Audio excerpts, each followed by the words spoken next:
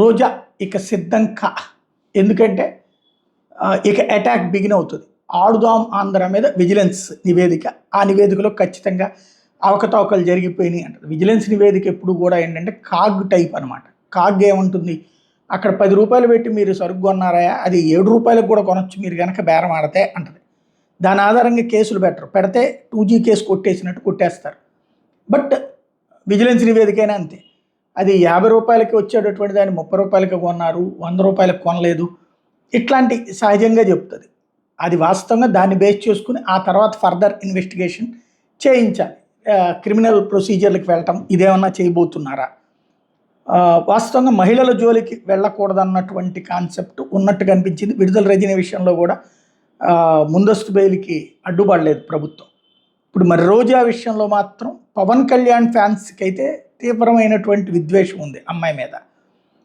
ఆ కారణంగా ఏమన్నా ఇక్కడ ప్రభుత్వం కూడా అది ఆ ఛాయిస్ని వాడుకుంటుంది. ఎందుకంటే ముళ్ళు గుచ్చుకునేది, మెయిన్ గుచ్చుకునేది తెలుగుదేశానికి, రెండవది జనసేనకి. కాబట్టి ఏదో ఒక విధంగా అమ్మాయిని ఏదైనా చేయాలన్నటువంటి రూట్లో ఉన్నారు. కాబట్టి ఏమైనా చేస్తారా, కేసు పెట్టడం, అరెస్టు, ఇట్లాంటి వాటికి నాకు అనిపిస్తున్నదైతే సాధారణంగా మనకి ఇప్పుడు ఒక కొత్త కాన్సెప్ట్ కదా, పేపర్లోనే ఎఫ్ఐఆర్, ఆ తర్వాత రిమాండ్ రిపోర్టు, ఆ తర్వాత ఛార్జ్ షీటు, ఆ తర్వాత ఆర్గ్యుమెంట్సు అదే పేపర్లో టీవీల్లో వచ్చేస్తాయి ఆ డిబేట్ల ద్వారా.